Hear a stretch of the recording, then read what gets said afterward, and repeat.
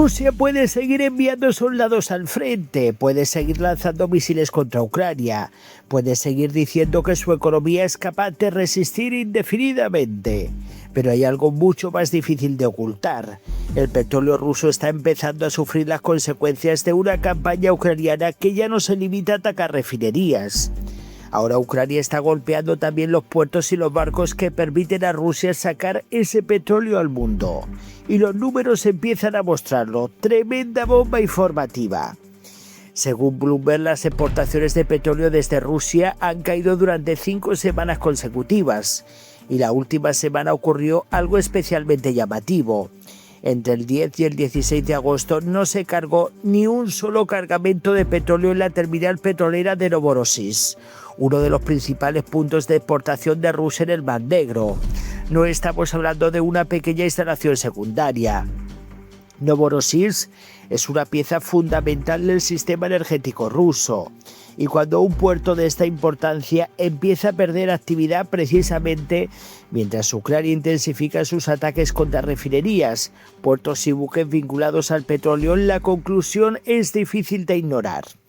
La estrategia ucraniana está empezando a atacar algo mucho más importante que una instalación concreta. Está intentando golpear la cadena completa que convierte el petróleo ruso en dinero para financiar la guerra.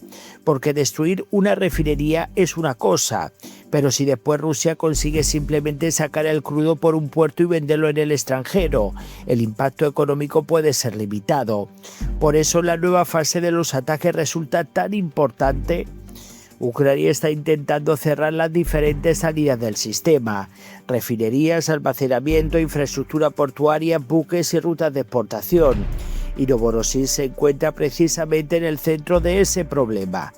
Durante las 4 semanas anteriores al 16 de agosto, las exportaciones rusas de petróleo por vía marítima habían caído hasta aproximadamente 3,58 millones de barriles diarios, según los datos de seguimiento de petroleros recopilados por Bloomberg. Pero lo más significativo no es únicamente la cifra, es la velocidad del descenso. Bloomberg señala que la caída acumulada durante estas 5 semanas es la más pronunciada registrada en un periodo comparable desde el comienzo de la invasión rusa a gran escala de Ucrania. Y eso empieza a poner presión sobre un sector que Putin necesita desesperadamente. Porque el petróleo no es simplemente una mercancía para Rusia, es una de sus principales fuentes de ingresos del Estado. Y esos ingresos permiten pagar salarios, comprar munición, mantener funcionando la industria militar y sostener una guerra que ya dura años.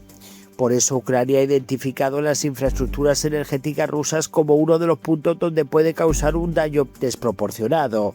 Y hay una razón adicional. Rusia tiene una enorme cantidad de territorio, tiene miles de kilómetros de fronteras, tiene una extensa red de infraestructuras y tiene que protegerlas todas. Ucrania, en cambio, puede utilizar drones relativamente baratos para atacar puntos concretos y obligar a Rusia a desplegar defensa, cerrar instalaciones o interrumpir operaciones. Es una guerra de costes. Y en ese terreno Moscú tiene un problema. Cada refinería que deja de funcionar significa menos capacidad para procesar petróleo. Cada puerto afectado significa más dificultades para exportarlo. Cada petrolero que tiene que permanecer inmóvil representa una pérdida potencial. Y cada ataque obliga a Rusia a decidir qué infraestructura proteger primero. Eso es exactamente lo que está ocurriendo alrededor de Novorossiysk. Además, el 12 de agosto un ataque afectó a la zona portuaria. Uno de los petroleros que se encontraba amarrado en la terminal de Sescaris durante el ataque todavía permanecía en el muelle 5 días después, según imágenes por satélite del pasado 17 de agosto. Otros muelles volvieron a funcionar durante el fin de semana. Eso demuestra que Rusia puede recuperar parcialmente la actividad, pero también demuestra que la normalidad ya no está garantizada y es una evidencia. Y ese es el objetivo estratégico. Ucrania no necesita mantener cerrado Novorossiysk para siempre. Le basta con conseguir que Rusia tenga que detener operaciones repetidamente, que los barcos tengan que esperar, que las compañías tengan que asumir más riesgos, que las instalaciones tengan que ser reparadas y que Moscú tenga que gastar más dinero para mantener funcionando una infraestructura que antes podía operar con mucha mayor tranquilidad. Pero la historia no termina en el puerto, porque los daños están empezando a aparecer también en la propia producción rusa. Según estimaciones de fuentes secundarias publicadas por la OPEP, la producción petrolera de Rusia cayó el mes pasado hasta los 8,89 millones de barriles diarios. Es el nivel más bajo de los últimos 6 años. Y estamos hablando de una caída que coloca la producción rusa casi 1 millón de barriles diarios por debajo del nivel que Moscú tiene permitido bajo su acuerdo de producción con sus socios de la OPEP.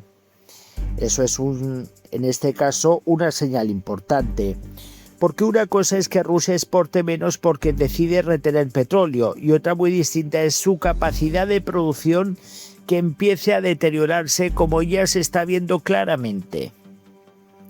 Cuando una campaña de ataques afecta simultáneamente a refinerías, puertos y logística, el problema deja de ser localizado. Empieza a convertirse en una presión sobre todo el sistema. Y esto ayuda a entender por qué las restricciones de combustible dentro de Rusia son tan importantes. Mientras Moscú intenta mantener la maquinaria de guerra funcionando, distintas regiones rusas han sufrido problemas muy graves de suministro de gasolina y medidas restrictivas.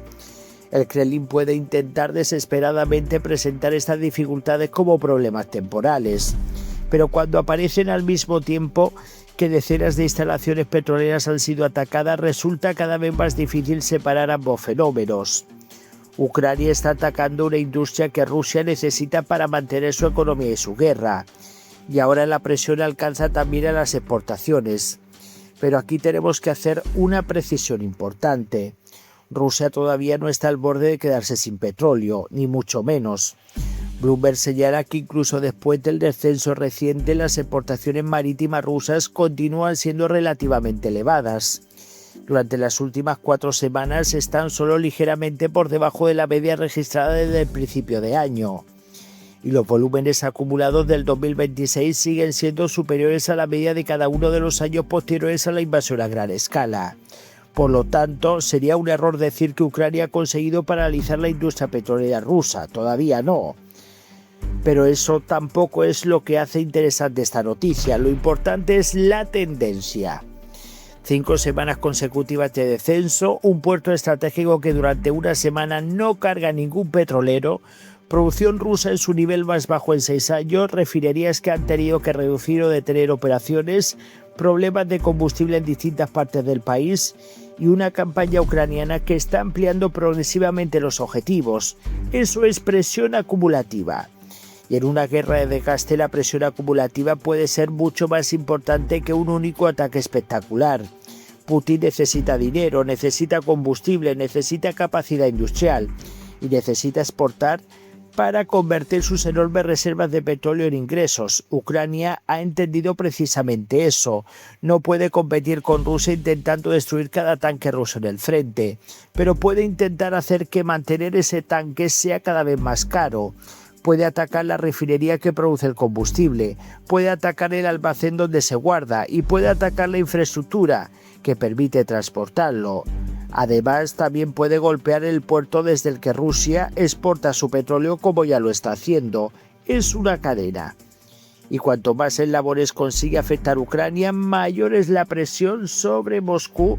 Y bueno, pues eso se está viendo claramente.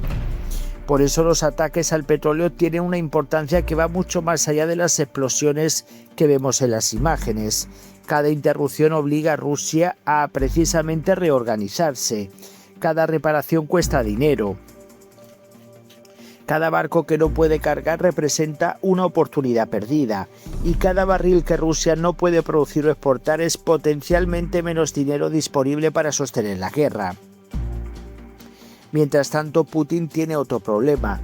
Los precios internacionales del petróleo están elevados debido a otros factores geopolíticos, entre ellos los riesgos relacionados con el estrecho de Hormuz y las perspectivas de un acuerdo entre Estados Unidos e Irán. Eso significa que Rusia todavía puede beneficiarse de un mercado energético relativamente favorable y precisamente por eso Moscú tiene que aprovechar desesperadamente al máximo su capacidad de producción y exportación.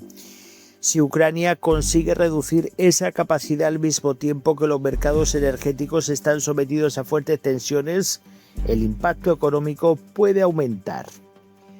Pero cada día que continúe la guerra también aumenta la superficie de Rusia que Ucrania puede alcanzar. Y mientras las tropas rusas intentan conquistar desesperadamente unos pocos kilómetros de territorio ucraniano, Kiev está buscando algo diferente, hacer que cada kilómetro conquistado le cueste a Rusia cada vez más dinero. Ese es el verdadero campo de batalla que se está abriendo alrededor del petróleo. Y Novorossiysk puede ser solamente una parte de él, porque si la tendencia de las últimas 5 semanas continúa, el problema para Putin dejará de ser cuánto petróleo tiene Rusia bajo tierra. La pregunta será cuánto de ese petróleo puede seguir produciendo, refinando, transportando y finalmente vendiendo para financiar la guerra. Y ahí Ucrania está empezando a golpear donde más le duele, no solamente en el frente, sino en la fuente de dinero que mantiene el Kremlin en pie.